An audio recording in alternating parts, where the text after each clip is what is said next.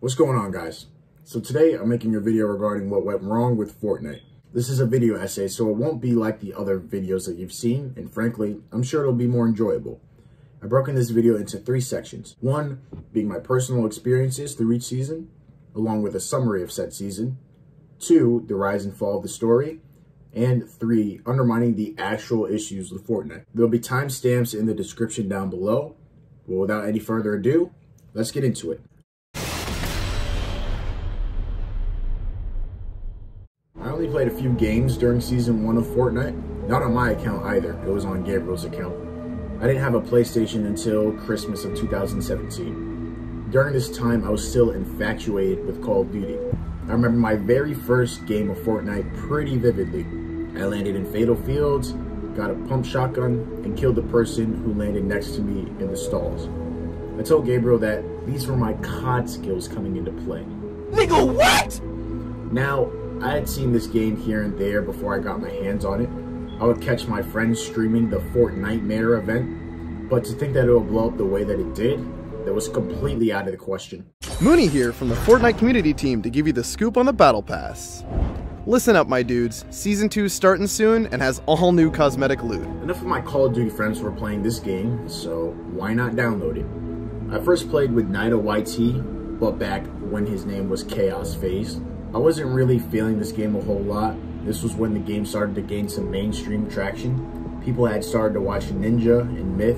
However, during this time, I was relying on Call of Duty, expecting it to pull through for me. However, this was when World War II dropped, and it was one of the worst Call of Duty games to ever release. That being said, more people turned to Fortnite, such as my friend Raids, Too Nice, Vesh, and so on and so forth. I eventually got to a point where I resented the game. The style of the game just wasn't for me. I remember booting up a live com and immediately losing my interest after getting killed in Lonely Lodge. I did make a couple of videos about Fortnite, which got me a lot of views, but beyond that, I had no interest.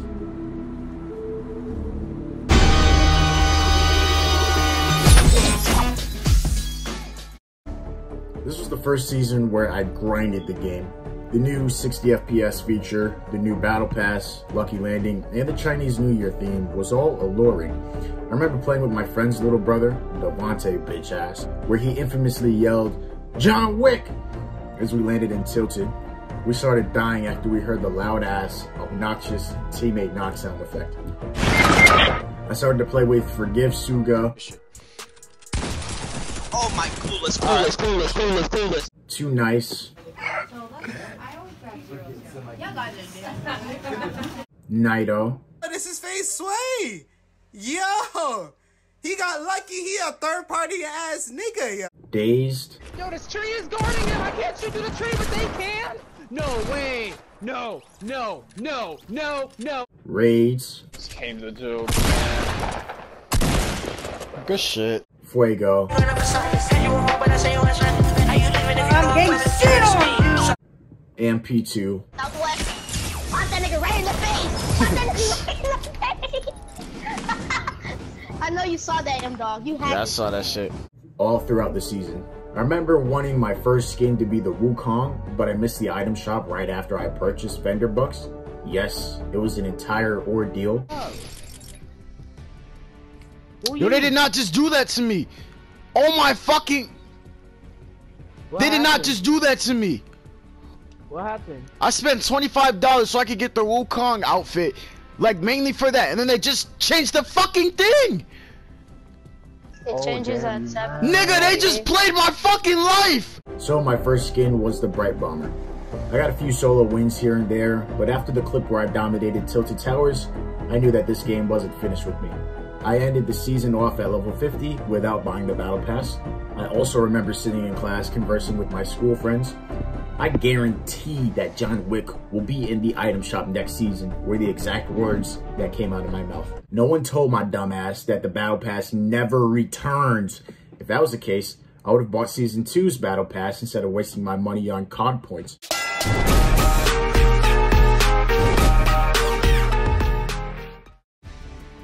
sure I played every day throughout this season. I mean, who could blame me?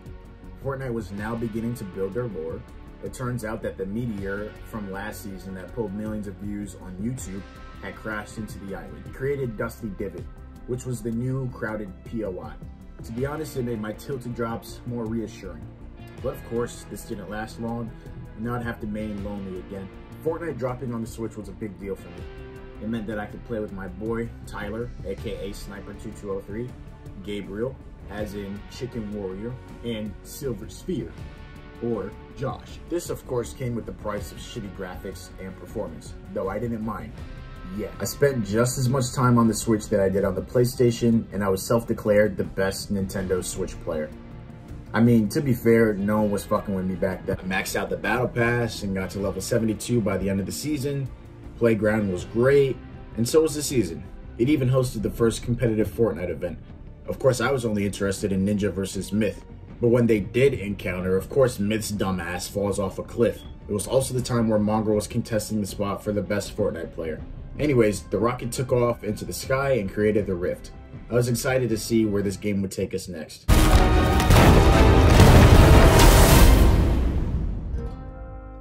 This season certainly didn't disappoint. I was going out of the country for the first day of the season, but I still managed to stream the Battle Pass and get a win on the Switch. The Battle Pass was certainly better than the last season's, although the story began to get weird. It was still enjoyable, who cares? Riding the go-karts, landing Paradise and Lazy Links, rest in peace my nigga Anarchy Acres. This season was also the time where I maximized my skill on the Switch and also lost my passion for it. I found no reason to why I was utterly performing like shit. Anyways, I could finally play cross-platform during one of the final days of the season, and almost a year in, we're still obsessed with the game.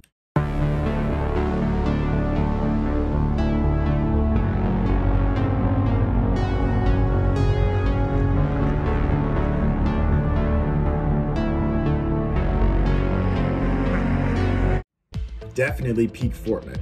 I mean, this season was awesome. I remember that my mom coincidentally took us out of school the first day of the season, and I was ecstatic.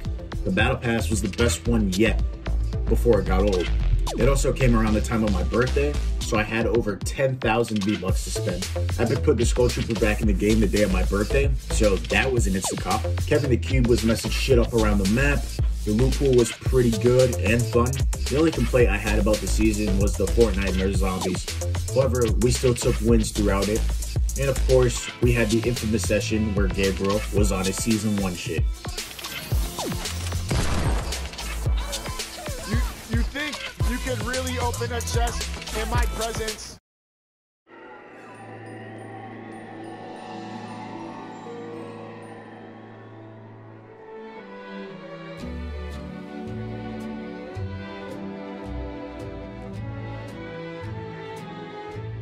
This season was grand.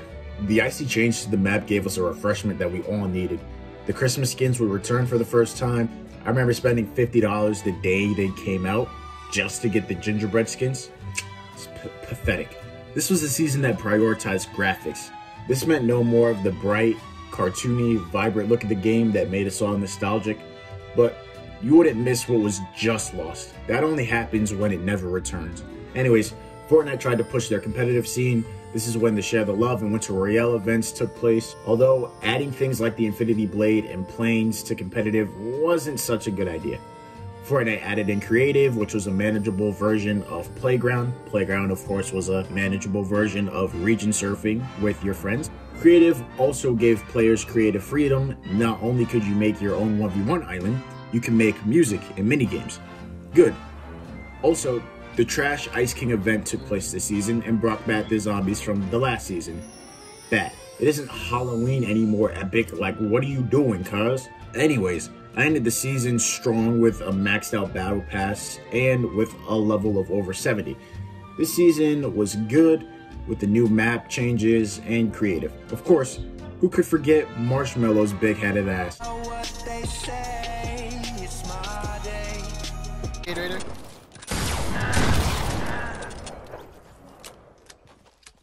We work hard every day! But it was also on thin ice in respect to the competitive scene.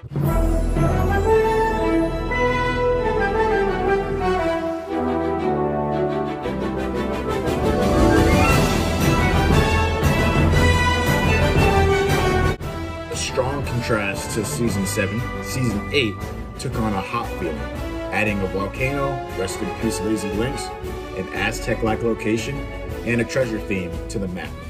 This season shot itself straight out of the barrel. ESL took place during the first few days of the season, and to this day, that event held the most stacked Fortnite lobby/game. Everybody was in there, including Nitro, Jamside, Myth, Nick Merckx, Bizzle, DMO, Flexi, Dementos, Issa, Nate Hill, Aim Hero, X2 Twins, 72 Hours, Zexro. I mean, everybody was in that bitch. It was really a time to highlight.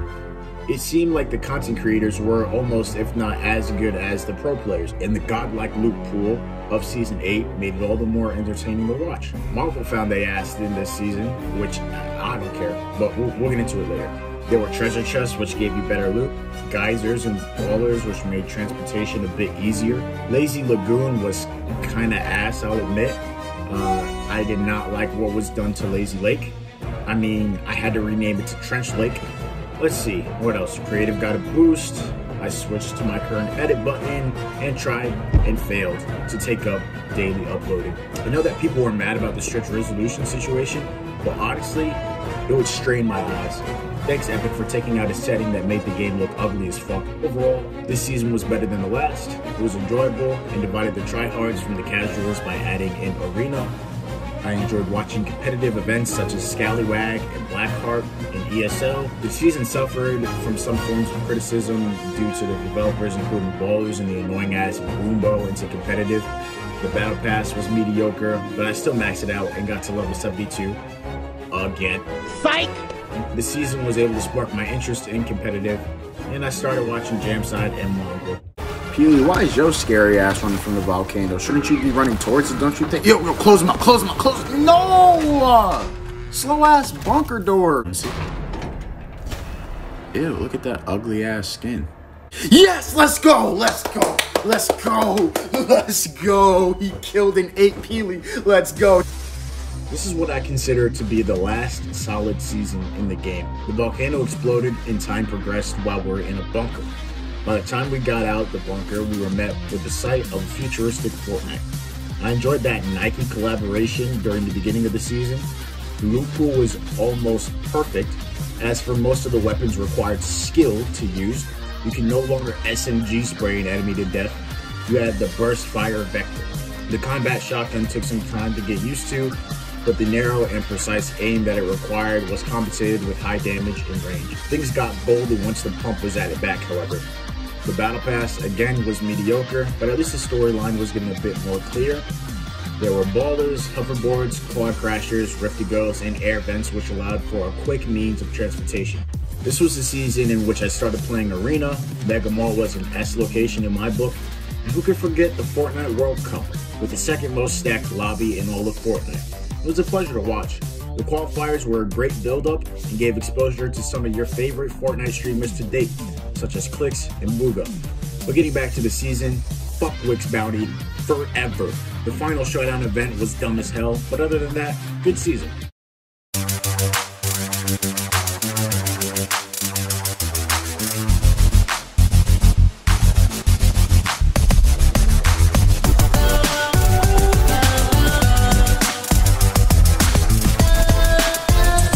The way to describe this season is good battle pass, bad season. Bad season. This was where Fortnite took a grim turn. The loot pool was more or less trash, with the drum shotgun appearing more often before it got removed. The story made no sense whatsoever. I guess Kevin the bitch came back, and he brought back our favorite locations, but with a twist that would take away from the entire essence of the location. Retail Row is back, but you can only loot it for a few seconds before the fuck nightmare zombies will want to do something strange for no change. You had to bend over backwards and start twerking if you wanted to visit Greasy Grove. And Moisty half-ass made a return. I guess it saw Fortnite and said, "Oh no! No!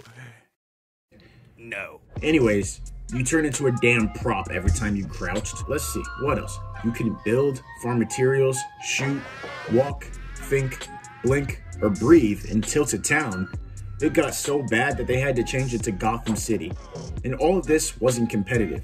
So much for trying to keep casual and competitive players separate like you tried to do in Season 8, Epic. And don't even get me started on the mech. It's the second most destructive thing to enter Fortnite.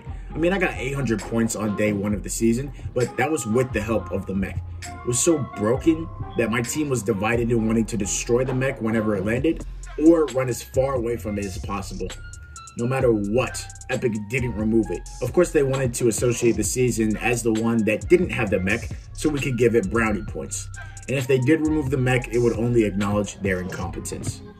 So what were the good things that happened this season? Well, I got in touch with my old duo and we played for the whole thing. FNCS started, and nothing else. This season did more harm than good.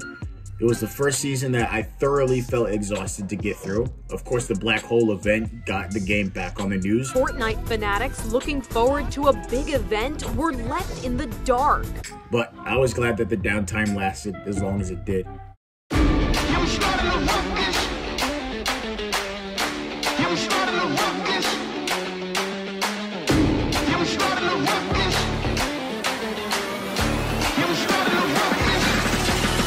Yeah.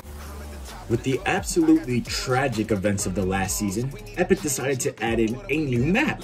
Although this new map is a lot worse than the old one, it's what everybody asked for. The problem with this season was that Epic did nothing. I mean, they stopped putting up patch notes, took breaks throughout Christmas, and distanced themselves from the community. I guess they were tired. They had Fortnitemares with the boss that had 65,000 phases. If you got that glider, good for you. You need like a medal around or something. They added some new Halloween skins, dances, decorated the map for Christmas, and then that was it. Besides the Star Wars event and the ladder, there was nothing. They alluded to a new story with a new setting, but it never happened. It honestly felt depressing and made me miss when Epic had the essence of Fortnite in hand. It was the longest season to date, so I took more joy in watching other people play wagers than the actual game. The only thing that was good in this season was that competitive got better. As shit as the new map is, we have to admit that the new map was better for competitive. But Epic left us in an unfamiliar environment with no remorse. I didn't buy that battle pass and I couldn't tell you my end of the season level. And to make it worse, the season ran twice as long as expected. It was agonizing.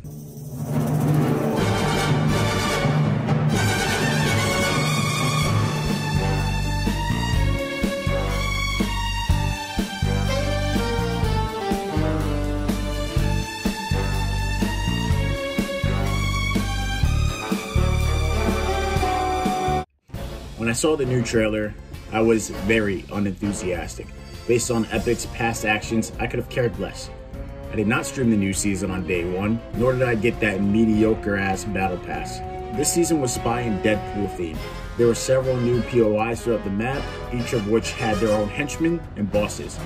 The boss would drop a key card to their location's vault as well as their signature weapon. Now this is where things got bad. The loot pool was in a good place, tacs and pumps for shotguns, normal and suppressed SMGs, rocket launchers, AR and suppressed scars, so on and so forth. Not the best, but definitely a solid loot pool. But then we got into the mythic weapons that the bosses dropped upon death. Brutus' fat ass dropped a blatantly overpowered minigun. Midas's jump gun could melt through pretty much anything.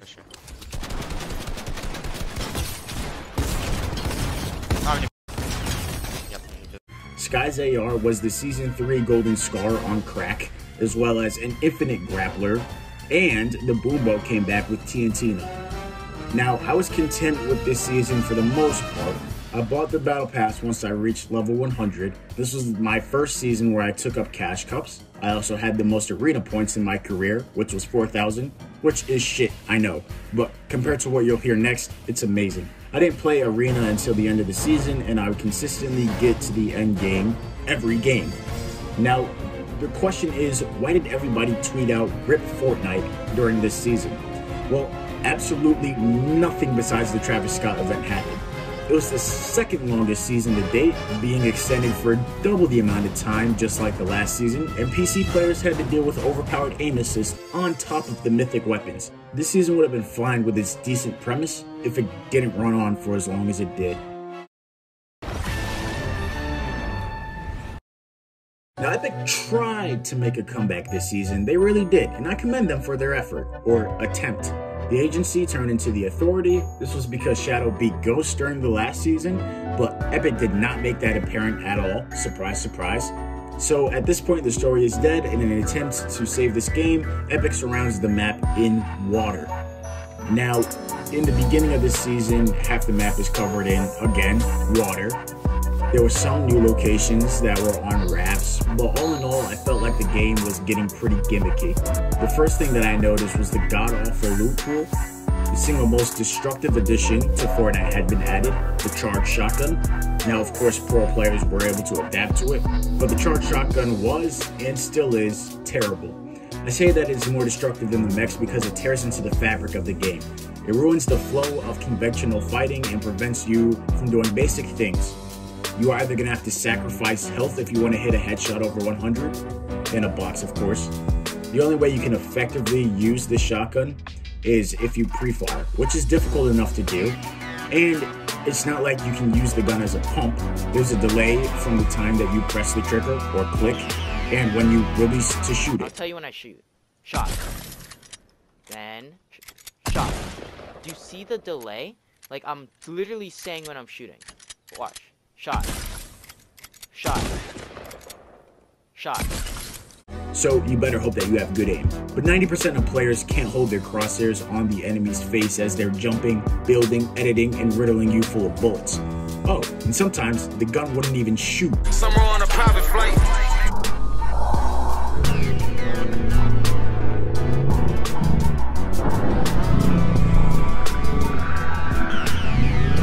Hunting rifles came back, but they were on a cocaine binge from the last time they were removed.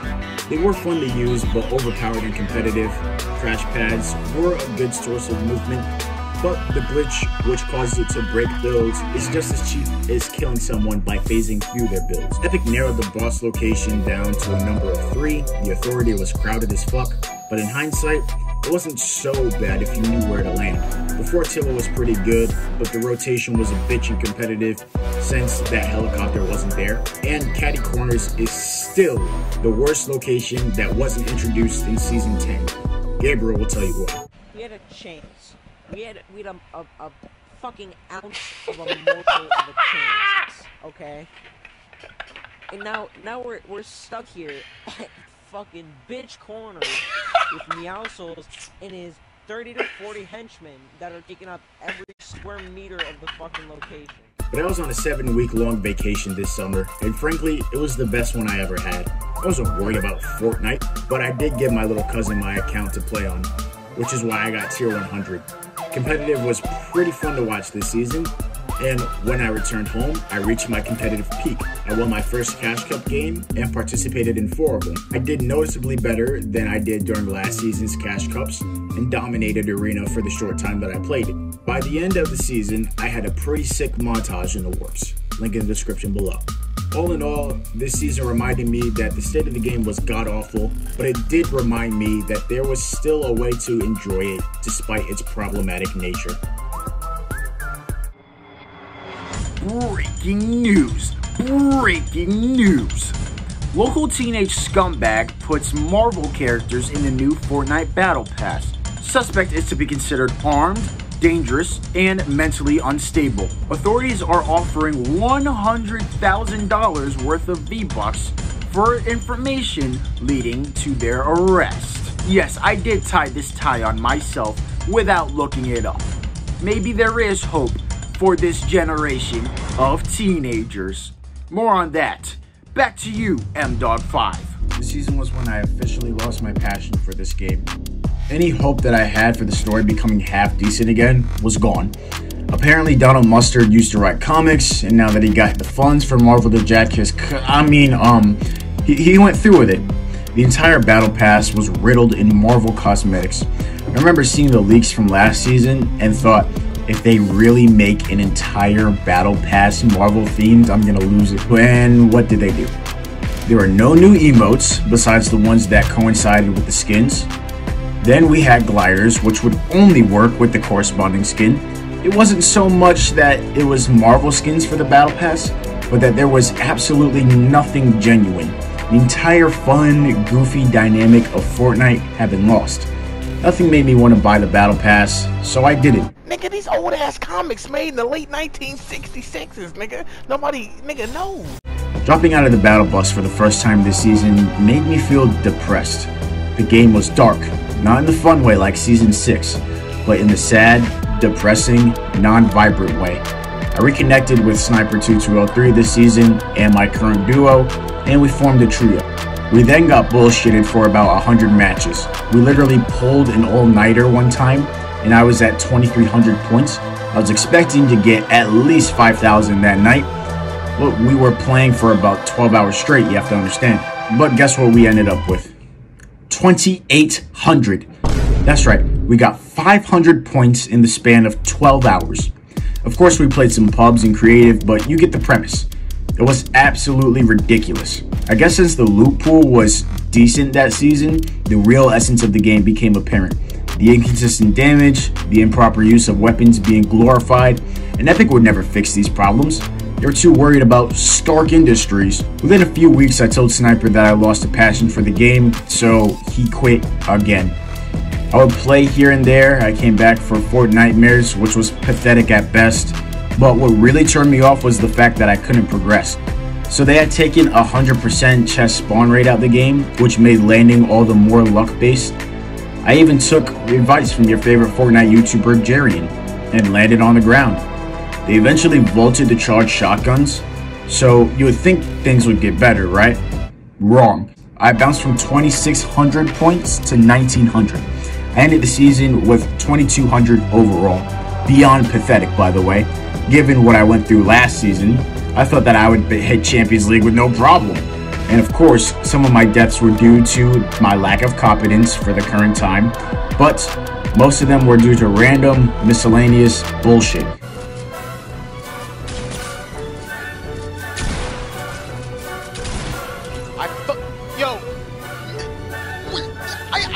Inconsistent damage, no gun on the house that I landed on. I mean, I have clips of this, dude. And the only reason why I never doubted my own ability is because I made it from 1,900 to 2,300 points in the span of 2 games. I would land craggy, rift to dooms, and would make it to endgame with at least double digits on the top right of my screen. I laughed at how easy it was. And I'm not even saying that this was a problem for everyone. I'm within a very small demographic of players, which is console controller, no aim assist. But that had nothing to do with the way this season made me feel. The season itself wasn't so bad. It was just the fact that I couldn't perform to what I knew I was capable of. The loot pool was good after we got rid of the charge. I did not like how they did my homie Frenzy Farms. Tony the bitch ass Stark needs to get sued for that shit. All in all, this season was what made me turn away from Fortnite.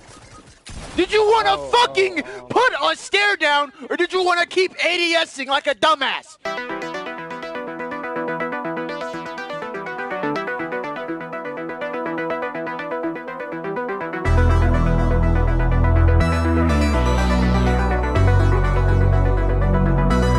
So I watched the end of the season on Gabriel's phone. That fight against Galactus was fruity, and the story again makes absolutely no fucking sense. But anyways, the Jonesy that we saw from the season 12 cutscene makes a return. He had to get the 0 point from when chapter 1 story began to make no sense. Basically, it was a scapegoat for Donald Mustard to bring in his fantasy characters into Fortnite. But let's be real, if you made a game that blew up the way Fortnite did, and you had creative freedom through status and money that your game generated for you, you would not know how to act either. But anyways, new season, so why not check it out? Improved graphical stability, so cool. But then the loot pool is back to the charge and tack. What the fuck?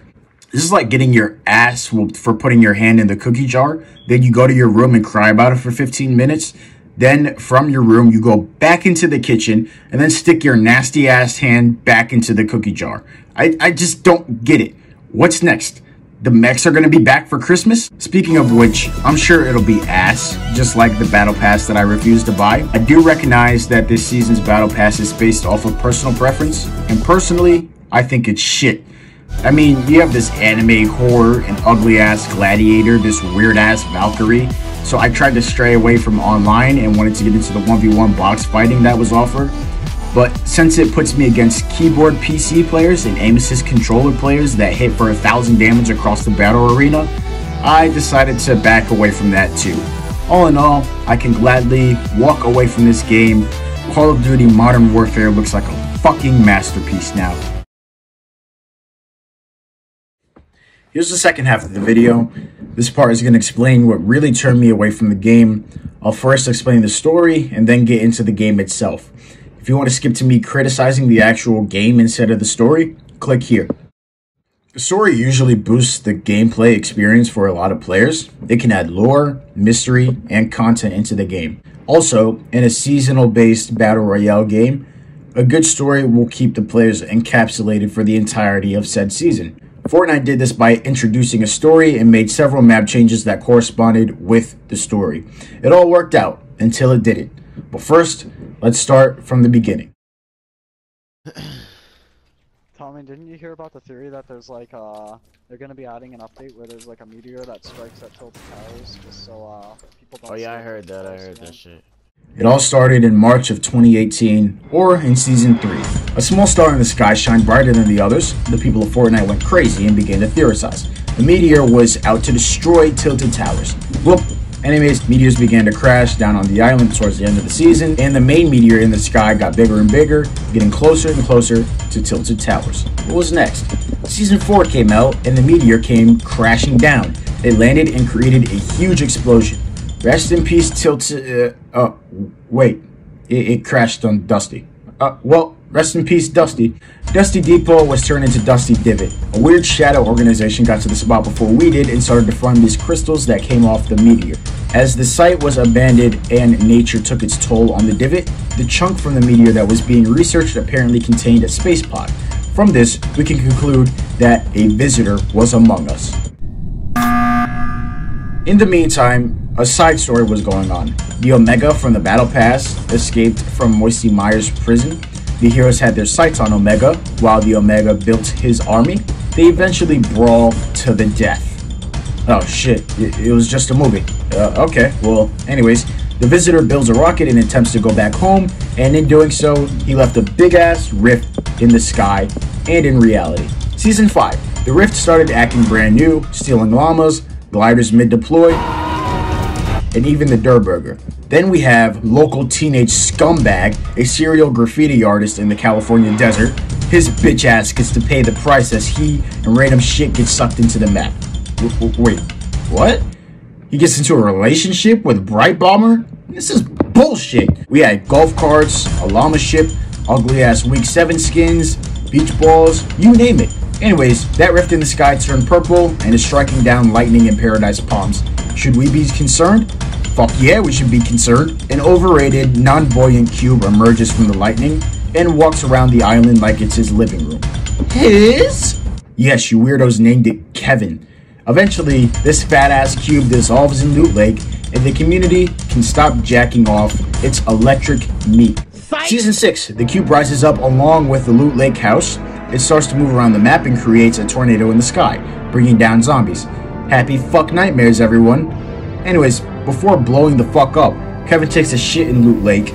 Then some weird-ass butterfly cutscene came on and restored the island of the zombies. As for the side story, it was pretty irrelevant. The Battle Pass characters were pretty much at war with each other until the zombies came. Then some weird-ass robot with a shitty skin design came out of nowhere and did what Cold War players do to children. Season 7. Apparently the Athena Nation was talking mad shit to the Ice King Nation, so they pulled up with the smoke. The Ice Kings had planned for the shit-talking Kevin lovers, but more on that later. The Ice King had kept my boy Prisoner locked up in the cell, doing time. Free my homie Prisoner, you know what I'm saying? So, while the Ice King set out to ruin Christmas for the Kevin whores, my boy the Prisoner finessed the Ice King and escapes from prison. He starts to do some voodoo shit and conjured up his true power. Season 8. Out of nowhere, a fat-ass volcano emerges from the ground. The tectonic plates that form the volcano also form cracks in the world of Fortnite. Lava was in the divot, geysers were coming out of the ground, but more importantly, Loot Lake was dried up and turned into Drench Lake. Now, this is where the story makes absolutely no fucking sense, and where it lost me. Originally, these weirdos from the Battle Pass were all looking for treasure, the Black Heart pulled up with Benji Fishy, the Prisoner got his squad rolling, and the Ice King bitch ass got his crew in the works. But Epic Games said fuck all that, and decided to focus in on the loot lake. Some shit was formed or something, and then we were able to choose what vaulted items we would return. Now, everyone was smacking the shit out of the drum gun while I was on the damn bouncers. You henchmen. The volcano busts, erupts, and this time, Tilted is destroyed. Season 9. Jonesy and Peely bitch ass hides in a bunker in order to save themselves from the eruption. Jonesy was fine, but personally, I would have pushed Peely out of that shit right as the doors were closing. Anyways, years go by and the island of Fortnite is restored. We're put in a futuristic setting with futuristic locations. The Singularity skin suddenly gets the female intuition that something is wrong, so she turns the volcano into a pressure plant and builds the mecha team leader. It turns out that female intuition is accurate because this ugly ass monster came out of nowhere. The mecha team leader, of course, won the fight, but at this rate, I'm wondering where the story's even going. I mean, what the hell is going on? We go from a logical events dictating the story to spontaneous ones? Season X, the 0 point, whatever that is, blew up during the fight. No, it didn't. And caused time to spin out of control. Because of this, we got some pretty cool Battle Pass skins, all of which were derived and variations of previous Battle Pass skins. However, the meteor was back over the restored Dusty Depot, however, it remained in midair. Inside the meteor was the scientist.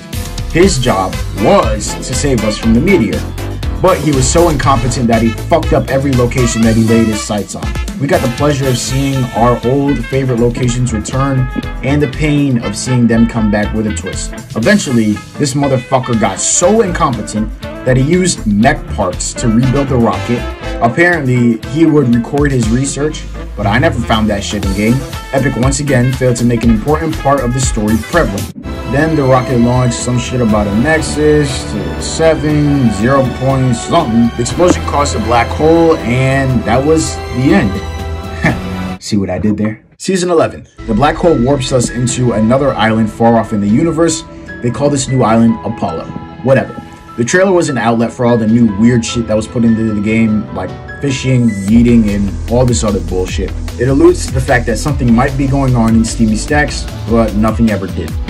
I guess the Battle Pass characters were exploring this world, and then they looked up to see these ignorant, partying, dancing, Kevin-loving motherfuckers, and they have this oh shit moment knowing damn well they're about to fuck up this new world. My problem, of course, is how Epic thought that a new world would absolve them from doing any real work throughout the course of the season. The season lasted 128 days, which is over a third of a year. The game is known for constantly changing and giving the players something new.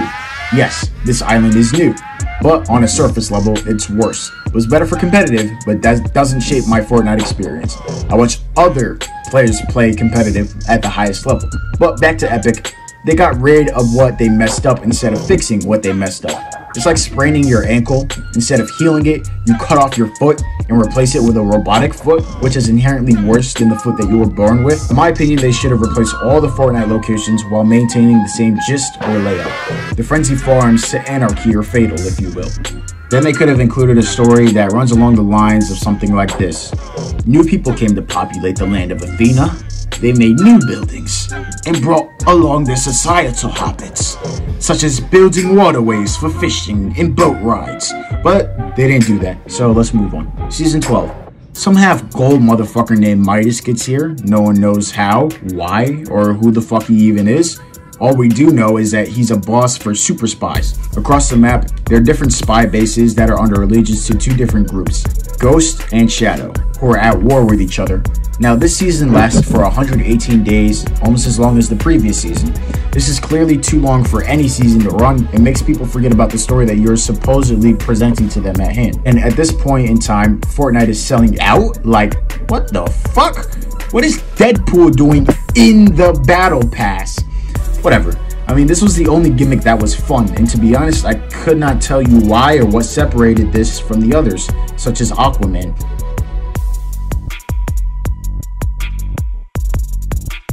They ditched this entire premise halfway through the season. Like, How did the characters play a part in being undercover spies? Who won the war? I guess that was all top secret. No? Alright. Anyways, Midas allegedly got tired of the storm. Now I say allegedly because there is no in-game hint that backs this up. I'm just going off of what my research is telling me. Midas builds a doomsday device to get rid of the storm and fucks up. He turns the storm into water. We get this weird ass cutscene of Agent Jonesy. We still don't know if that was in the agency or if Fortnite is just a simulation and these people are part of the Matrix or some shit.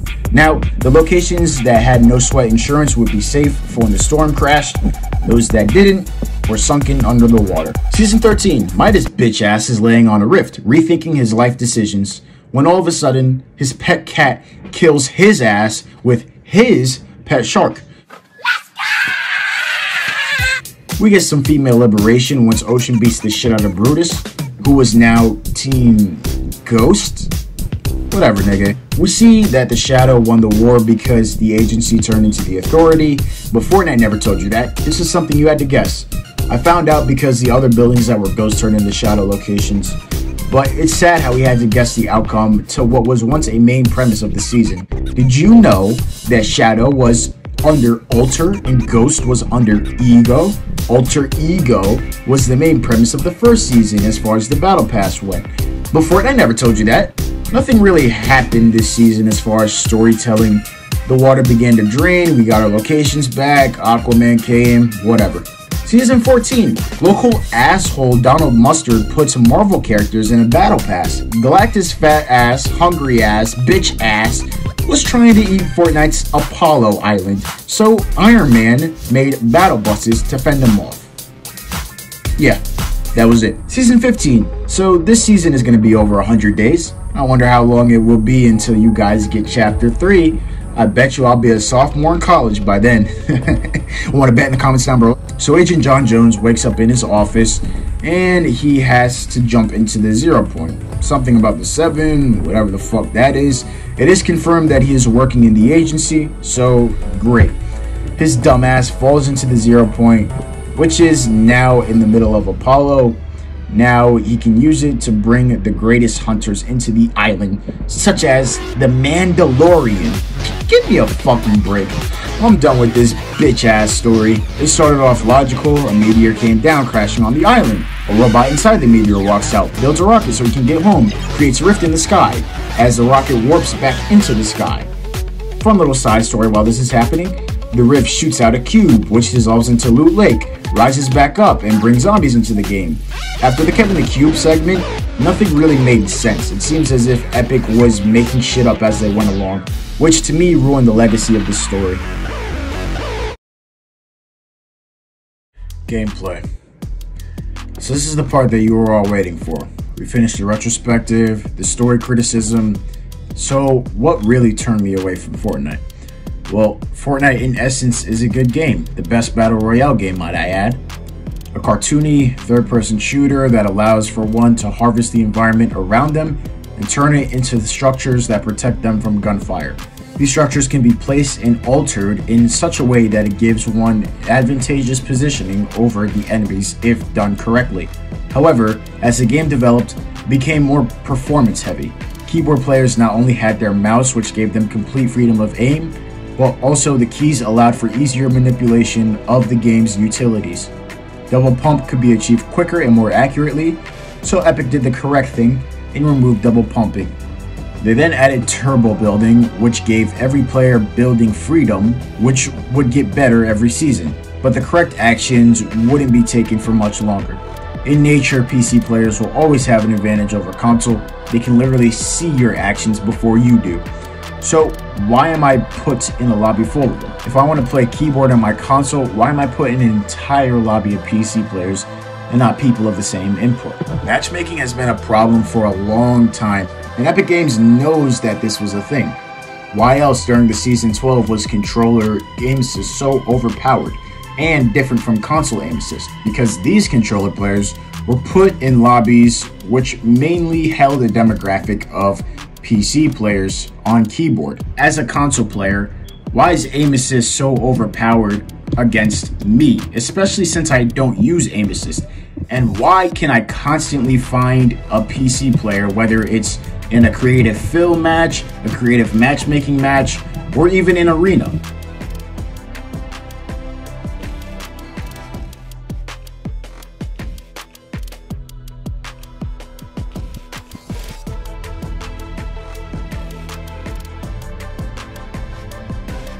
My second point.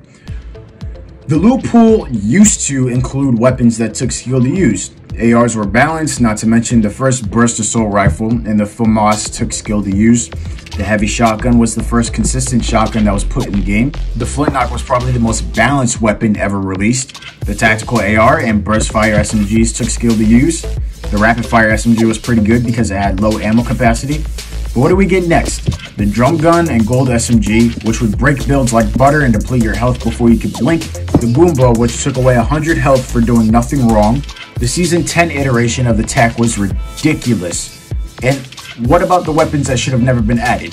The drum shotgun was very underpowered, and the charged is an embodiment of suffering and epic stubbornness. But let's back up. It wasn't until season 4 that things got a little rough. I remember having to put SMGs in the place of ARs since they did an AR's job better. But Fortnite took their mistake to the chin, not only fixed the issue, but personally acknowledged that mistake. We made some changes to shotguns. We wanted to make them a little bit more consistent. So we updated the spread on the pellets inside the aim reticle. Finally, we also added a short delay after firing a shotgun if you're switching to another shotgun. This is because running multiple shotguns was a little bit too advantageous, and we wanted to make sure that that was kept in line with other weapons. Didn't I say that in the very beginning of this segment? So we also recently made some changes to SMGs, and we're generally pretty happy with how this turned out. We were seeing, though, that the suppressed SMG was being picked over assault rifles for long-range engagements, and we wanted to make sure that it fit its role for close to medium range. Me and Epic Games agree. When did they fall from grace, bro? Just how did you fall from grace, Epic? Would they ever do it again? Nope. I.e. mechs, i.e. charged shotguns, i.e. aim assist. Now, my main issue with the game are the internal settings. It's a very inconsistent and spontaneous game. There's no set damage per range or target. You can shoot someone in the face for 100 damage with a purple pump close up, and you can also 200 pump someone under the same conditions. It's very annoying that I don't know what to expect when I hit someone in a certain area.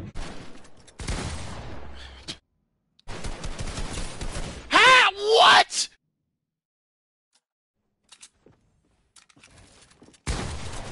$29.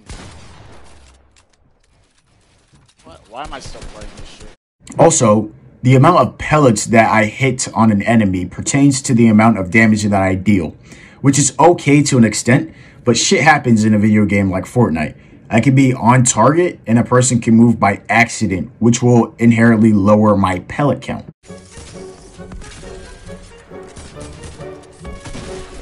With a shotgun, there should be a set damage for close range, medium range, and 10% of the damage should be taken away from a far distance range. Lower body shots should be lower than mid-range shots, and headshots should deal bonus damage, but never more than 200 unless sights are aimed down. Tier shotgun should boost the base damage of the weapon by 10 points. You see how consistent that sounds? Much better than an RNG damage system. SMGs and ARs shouldn't be used outside of their purpose. The rapid fire SMG and burst fire SMG took the most skill to use. It took just enough bullets to kill one person and could take walls easily, unlike the golden SMG, Tommy gun, TAC, and basically any other SMG that wasn't suppressed. I'd also appreciate an assault rifle that doesn't beam me from across the map and close up. Maybe the suppressed Scar was the only AR that took skill to use, and the burst, and the first iteration of the heavy. The two bursts, as in the FAMAS and the first burst, and the first iteration of the heavy AR. Pistols are also inconsistent, and every other gun had to be taken out of the game at some point. Don't even get me started on the charged shotgun, that's a joke. Miniguns should have longer cooldown times and lower times of fire. Rocket launchers should deal more damage to builds than it does to players. I mean, what else is there? The fourth thing is that in every single house there should be a chest, healable, and either a shotgun, AR, or SMG. That way I can expect something in a house when I land there. So there we have it, my problems with the game and my solution to those problems. However, I feel as though even if the changes were made, it wouldn't bring me back. 3.5 years is a long time to suffer, and I'm personally burnt out. The main takeaways is that the essence of Fortnite was lost as time and money progressed. The story, which was supposed to keep players captivated in the game, was now completely forgotten and off the charts. And the state of the game consists of RNG damage, RNG hit detection, and RNG loot. This leads to poor metas and dwindles the return of skill investment. Epic Games is so far off their high horse that they will not only not listen to the community, they will not fix the problems at hand. Their focus is elsewhere, specifically trying to make deals with other companies so that they can make more money. Season 14 and Season 15's Battle Pass proves that Epic no longer cares about the essence of their game, only what will make them money.